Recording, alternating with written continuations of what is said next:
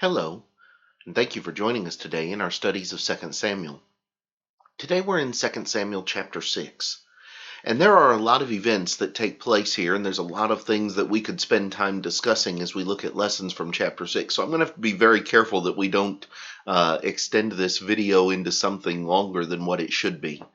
But David has made the decision in 2 Samuel 6 to bring the Ark of the Covenant to Jerusalem, which is now the new capital of Israel. And in doing so, there are going to be some hitches in the plan that are going to keep it from taking place exactly as he had expected. Let's look at some things from the chapter today.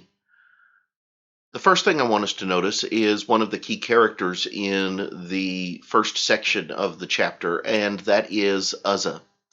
Uzzah is going to be the son of one of the men who has been watching over and has been keeping the ark. He and his brother are going to basically be in charge of helping to deliver the ark to Jerusalem with this great procession that David has put in place for it. As they come to Nechan's threshing floor, Uzzah is going to reach out his hand to steady the ark because they have it on an ox cart and it's going to shift. And so he's simply going to reach out his hand to steady it. The Lord is going to become angry and he is going to strike him dead there for touching the ark. Now, a couple of key components to what happens here if you're not familiar with the narratives of the Old Testament and with the commands of the Old Testament system. The first one is the Ark of the Covenant was never to be touched by men's hands. It was always to be carried by poles and things of that nature, but it was not to be seen or opened or carried, touched by the hands of men. And so because of that, this was a standing command, this was a standing law that had been in place from the time of Moses, hundreds of years previous to this. There is no indication that Uzzah knew of this particular law. Remember, the law has not been readily read before the people. It hasn't been something that has been continuously brought before the people in generations at this point. And yet, you're going to have this situation where God is still going to uphold the law, even though Uzzah touches the ark not out of a desire to do something wrong, but out of a desire to protect it. But the law had been given, and it had been reiterated multiple times over. On top of that, you have them carrying the Ark of the Covenant on this ox cart, which is something that was never supposed to be done. The Lord gave strict instructions in the law that when the Ark of the Covenant was to be moved, it was to be moved by 4 priests that were holding it via poles that were inserted through the rings on the side of it. And were this to be done, there would be no problem with anybody touching the ark or anybody being a safe distance from the ark or any such thing. And yet they transported it in a way that was not commanded. And so because of it, you have this accident which occurs, which is an accident that comes based upon ignorance of God's law. If they had done it the way God had commanded them to do it, none of this would have happened. And yet because they assumed that it would be okay to do it this way, we have this accident that takes place. You know, there are many people today that go through and they act toward God in a way that they assume God will be pleased with, without ever actually checking to see if God's word says it's okay. Or they assume, as we talked about previously, that because something was done in one place and in one time under a certain law and specification, it is therefore okay under a different law and under a different specification. We need to be careful not to make assumptions. We talked about in chapter 5 how that David didn't make assumptions about what God wanted, but here in chapter 6 he has made an assumption about what would be okay when it comes to moving the ark. And it costs a man his life. So David is going to leave the Ark of the Covenant in the house of Obed-Edom, the Gittite, for 3 months. He's not going to bring it any further. And so that leads us into a question here in chapter 6 when it comes to the latter half of the chapter. And that is the question of what changed. What was it that shifted over the course of those 3 months? The way 2 Samuel 6 reads, it's almost as though once David knows that Obed-Edom is going to be blessed by having the ark there, he decides to move it again. That's not the entire story, and that's not the entire account. When you turn over to 1 Chronicles chapter 15, one of the things that you find is that over the 3 months that the ark is there, David does some digging. He does some research. He tries to figure out what it is that happened and why it is that things went so disastrously wrong the first time. And the account's actually going to start in 1 Chronicles chapter 13. But in chapter 15, when he goes to bring the ark the second time, he says, oh, by the way, only the Levites are going to be allowed to carry the ark. And when you come into 2 Samuel chapter 6, it is stated in verse number 13 that so it was when those bearing the ark of the Lord had gone 6 paces that he sacrificed oxen and fatted sheep. He has gone through, this wasn't some thoughtless process, he has gone through and researched what God wanted to be done and how it was supposed to be done.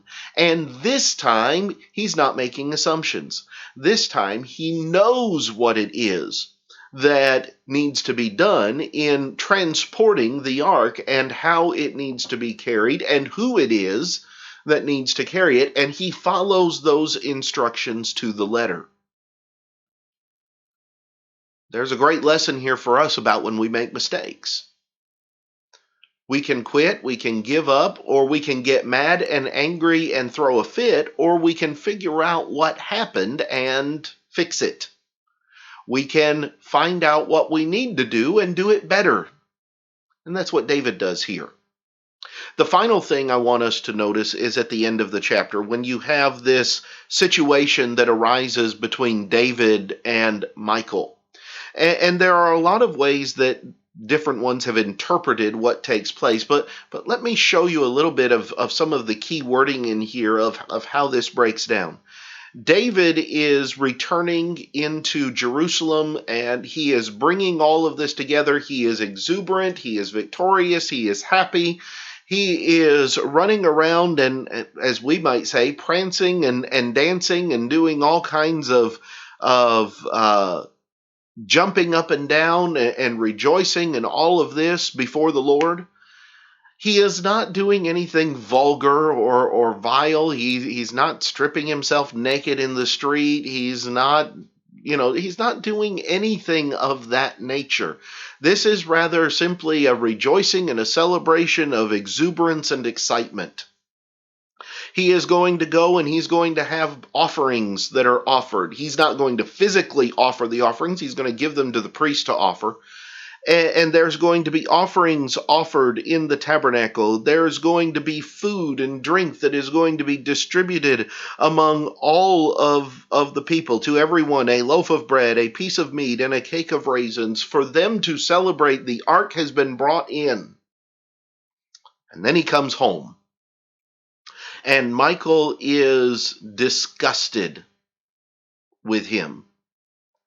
And the reason why? The reason why is because he is one who is acting like a common person. Notice in David's response in verse 22, he says, I will be even more undignified than this. The idea of undignified is in a way that is beneath me. You see, kings aren't supposed to be celebrating in the streets. Kings aren't supposed to be jumping and prancing around. They're not supposed to be acting like a giddy schoolboy about something that they finally got. And yet David is so excited. That is exactly the way that he acts. He does not act like a king. He acts in an undignified manner, and that's what Michal's upset about. He's acting like a common person instead of a king. And she makes the statement, she says, the eyes of the maids of his servants, or uncovering himself today in the eyes of the maids of his servants. Not necessarily stripping himself naked, but rather not with the regality of a king, not looking like a king, stripping himself of his kingly garments to look just like a common person. David is going to remind Michal that it was before the Lord. He was humbling himself before God in his joy and in his excitement. He said, remember, your God, or that God chose me instead of your father because of your father and because of the things that he did. And he says, therefore, I will play music before the Lord. I will live in this way before the Lord. I will be humble in my own sight. There's the key. David did not think of himself as being greater than he was. He was undignified as Michal saw it before the people because he was humble in his own sight and he did not think himself being greater than the people that he's over.